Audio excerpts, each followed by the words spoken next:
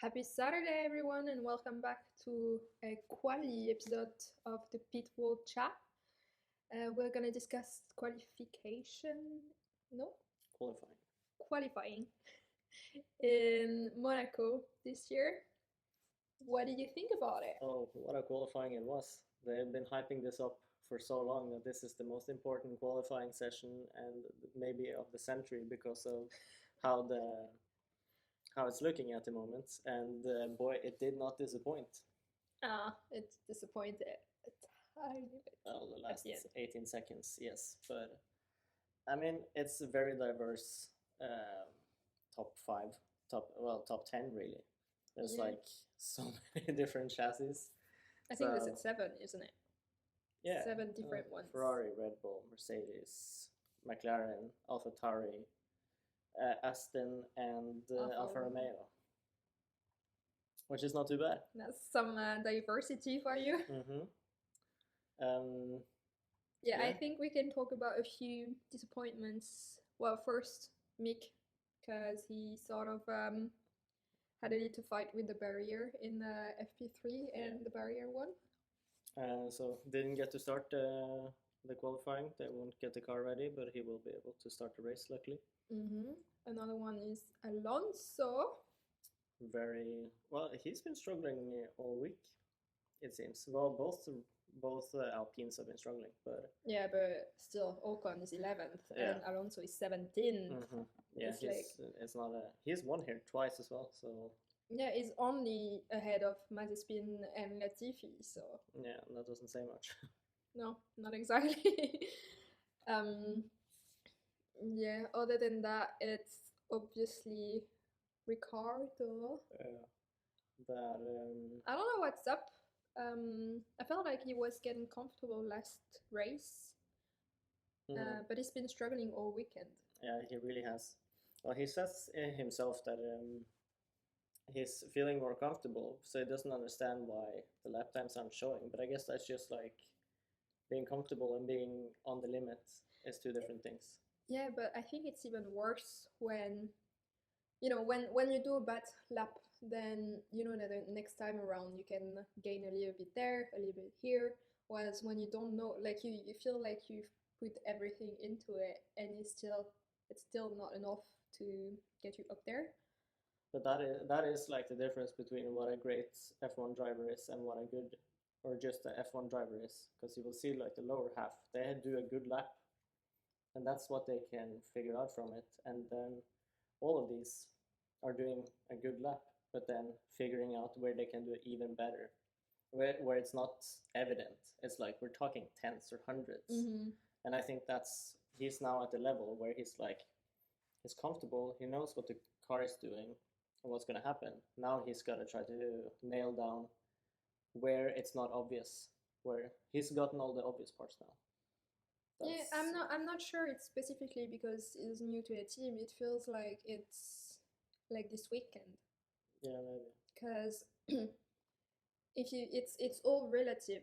So last race he did like pretty well. I think he finished higher than Norris, didn't he? Yeah, probably. So relatively, like it looks like it's behind what he had last race. Then so I don't understand. So I'm thinking either it's this track specifically where he's not comfortable at, or if it's like one step forward, two step back. Well, I feel like Barcelona is like the testing track, so it's like probably easier to get around. Like here, if you do a tiny mistake, you're in the barrier. Like it has to be perfect. Plus, they haven't raced there in 2 years. Yeah, but he's won here a bunch of times, so I don't feel like that's an excuse either. But yeah, I feel like it's a bit overhyped, like what he's struggling with. But yeah, it's not his year at Monaco. Let's say that way. Giovinazzi out-qualified him. Yeah, we can talk about him. 10th. Woo! It's like the meme, when you see pictures, it's like wondering how some things got there. That's a prime example. How? Yeah, but good job from him. 10th. It's not too bad. It's not like Kimi is 14th, so good effort from him. Yeah, he's ahead of Russell. He's ahead of Stroll. Ricciardo Ocon. Like, that's a Mm-hmm. good effort. That is. Another tiny disappointment, or not tiny anymore, like getting a bigger and bigger disappointment, is Perez. He's been all right, but like again, he shouldn't be starting ninth. It's so weird because he was like qualified second, I think on his second race. So it's like Mm. I thought he was going strong and all, and then he's been, back down since then. So what is up, Mr. Checo? Right, because he's at 11.5 and Max has a 10.5, so he's a second behind Max.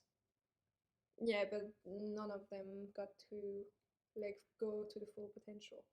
No, that's true. But he has been 7/10 ish, like half a second behind Max, like in quality. But apparently, if there's a track where not having your teammate doesn't really matter, it would be Monaco. It really is. But so it's lucky in that sense. But I still think that The silver lining. yeah, they would rather have him up there than Yeah, Max, because it's not like especially he can fight his way through the field here. especially when Sir Lewis Hamilton is seventh. So it would be a great opportunity for Red Bull to get back in the fight for the constructor championship. Yeah. If I were Red Bull now, I would give some false promises to Gasly to hold back Hamilton, and maybe he will have a Red Bull seat next year. So or mid-season, mhm. That's how they do it. Another honorable mention is just Vettel. He's just behind Hamilton in 8th, so that's good. Into Q3. Good effort. I just wonder how things would have turned out if everyone got their finished their last lap. Well, Hamilton wasn't in a position to do another lap, so it's Verstappen and Bottas was the only two that was on the last lap when they stopped, I think. Right. Well, Gasly out qualifying Hamilton. That's the surprise Mm-hmm. with his AlphaTauri.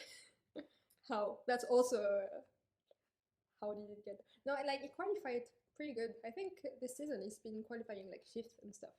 So not really a surprise where he is. It's just a surprise that he's ahead of Lewis. No, I guess there's been more like 9th or 8th, I feel, this season. That too, but I feel like he had a qualifying at fifth. Maybe. Who knows? Norris with another good performance, 5th. I was hoping for better, but again, Yeah, Bottas didn't. Well, Mercedes didn't seem to be in a fight straight away, so I Mm. was expecting more. But Yeah, Sainz out qualified by his teammate, I think, for the first time in Monaco. yeah. But he's had a really strong weekend. Like Ferrari in general has a really Yeah. strong weekend. So I think that if he had like gotten a better lap together, he could be up there top 2, 3 as well. Plus, I think Bottas has a sort of a tendency to not always have great starts, especially if he's not first. Mm-hmm. So, and Sainz is amazing at starts. Yeah, he is. So and track position is of course essential in Monaco. So yeah, Bottas starts 3rd. So I feel like he's kind of proving his worth there a little bit. but he's always great on Saturdays. It's just that it doesn't turn into anything on Sunday. Well, no, I'm overdoing it a bit. There's turned into something. It's just not victories. No, but we see here like when Hamilton isn't in the mix, at least he's on the top 3. He's in some kind of position. Yeah, but like again, if Leclerc and Verstappen crashes, all of a sudden he's in first. Yeah, but because Max and Leclerc is not if the 6 first crashes, Leclerc has never finished Monaco, and Verstappen has never been on the podium in Monaco. So it's a good to fair chance that it can be some overtaking crashes in the first lap. But they haven't raced there last season, so like both Leclerc and Verstappen have gained a lot of experience since the last time they raced there. They have. But and they're pretty great. Well, I don't know about Leclerc actually, but I know Max and Sainz are great at starts. Yeah, so. I don't necessarily think that Leclerc have the same like patience as Hamilton will if Max comes running on the inside. Mm-hmm. That might turn into a crash actually. Could into be, turn 1, because the turn 1 is a really tricky. It was like the hardest corner of the whole circuit. I mean, Leclerc has a history of crashing on the first lap. Yeah. So that's exciting. Do you think he might get a penalty for the gearbox thing? I don't think so. Well, I don't know how badly damaged the thing is. Well, if they have to change the gearbox, the rule is that he will get a penalty. So that's 5 places. Yeah, on the grid. So then he would be 6. But it's just a matter of if it's damaged enough, really. But I think that if it's so damaged that they have to change it, then he will get the penalty.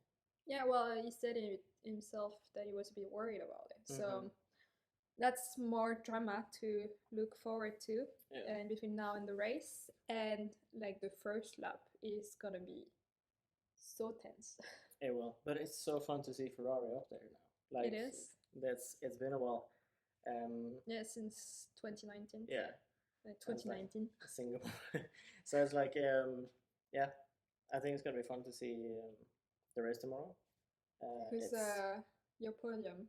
Who's your winner? And what does your podium look like? Honestly, I want Max to win. Yeah.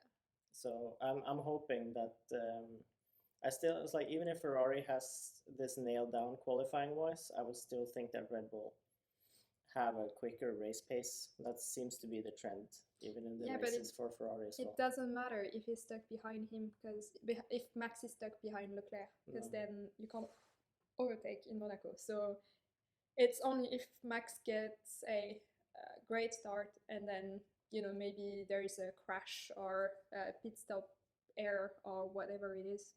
Well, Ferrari has never done that. Never. Well, it's not Vettel in the car, so it should be fine. But they're still Ferrari has some bad streaks with very bad strategy and also some. Well, Red Bull is amazing with his strategy. Yeah, well, they've just failed to respond to the strategy this year. Like Red Bull is generally pretty good, like last year. Like the wins they had was on strategy. Yeah, Ferrari. That's just like not. They have strategy to get 5th and end up 12th. So. All right. So who's your winner in podium? I think Max wins. I think Leclerc 2nd, and let's say let's go Sainz 3rd. Yeah, I wouldn't mind that actually. No. Norris have had a couple of podiums this year, or one podium. It's like, as long as there's enough points in between Max and Lewis, then I'm happy, because as it stands, it's only 14 points. Well, it's 14 points between Max and Lewis in the championship. The Mercedes driver leading so far. Yeah. So, if I wouldn't be too mad about Hamilton staying where he is, even though I doubt it, because even on an impossible overtaking situation, if one man can do it, it's gonna be Lewis. So. Yeah, I think he can overtake some maybe, but I think still wouldn't expect him to be higher than 5th at the end. Like, yeah, I think they say that it takes several laps. You have to build up to that overtake over several laps, and if he's even just gonna overtake Gasly, if all have a good start.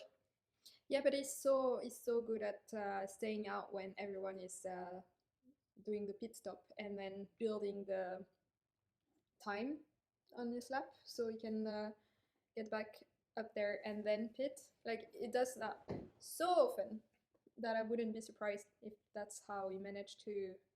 I would be, because blue flags is going to be very hard to get away from here, so you can't just push through the field as he normally can. It is a very short circuit. Yeah. It's a lot up in the air. Well, it's all to play for tomorrow. Very exciting.